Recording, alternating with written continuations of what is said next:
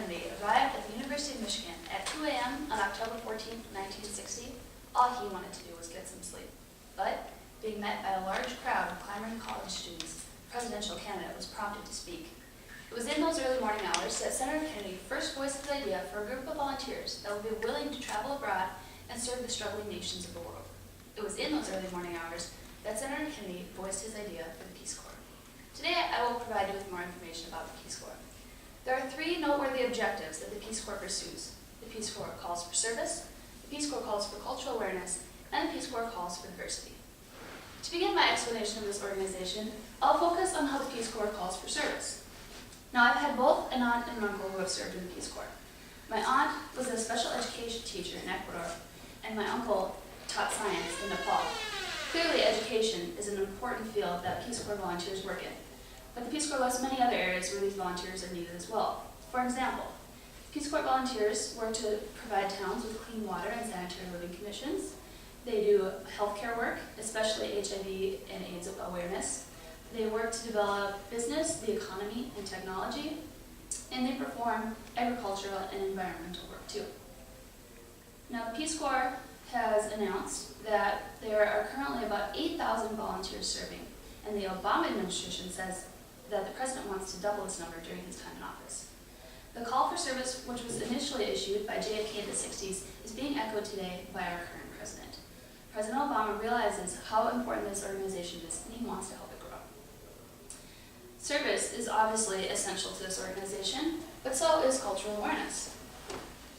R. Sergeant Shriver Jr., who was a naval officer during World War II and later the first director of the Peace Corps, addressed Congress in 1963 when the first group of volunteers were returning from their 2-year commitment to service. Sergeant Shriver shared the successes of the Peace Corps. He explained to the members of Congress how volunteers were returning home with a better understanding of the world and its cultures, having gained a new perspective on life. Now, it's true that some volunteers are required to complete training before they're sent to their assigned locations, but upon arriving, they undoubtedly experience some culture shock. Experiencing firsthand the low quality of life that these people are accustomed to truly opens a person's eyes. Now, the Peace Corps claims that one of its goals is to promote cross-cultural awareness. And not only are Americans gaining a new perspective, but the other countries in turn come to better understand Americans. We all know that America is not looked at very favorably in certain parts of the world, but the Peace Corps is helping provide a more positive image of our nation. Americans serving the Peace Corps prove that our nation has not only the skills and the resources to help those in need, but also the desire. In addition to calling for cultural awareness and service, the Peace Corps calls for diversity. University Communications is a company whose goal is to connect employers with our ideal employees. They surveyed about 60,000 undergraduate students and 60,000 with a bachelor's degree, focusing mainly on how these young people perceived certain companies. The results indicated that many college students find the Peace Corps to be one of the best places to start a career. In fact, the Peace Corps ranked number 7 on the most ideal employer list. This proves that young Americans want to join the Peace Corps, and in turn this creates diversity among the volunteers serving.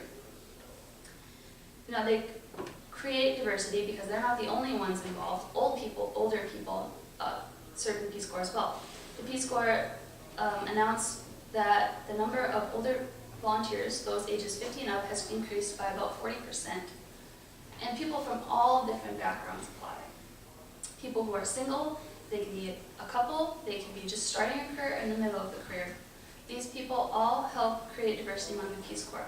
This is such an important aspect of the Peace Corps because in order to ensure that countries are receiving the volunteers that will best help them, the Peace Corps needs lots of options among the members to make sure that the correct member is being sent to the correct location. The Peace Corps says that what is most important for these volunteers to display are qualities such as determination, flexibility, teamwork, and responsibility. The Peace Corps' call for diversity is equally as important as its calls for service and its calls for cultural awareness. When Senator John F. Kennedy arrived at the University of Michigan in those early morning hours, he challenged those college students. He asked them, would you be willing to serve the country and work for peace in developing nations? The response was, and still is, a resounding yes. The Peace Corps became a reality the following spring in March 1961, established by the newly elected President Kennedy. To date, the Peace Corps has operated in 139 countries where the three objectives discussed today are being pursued.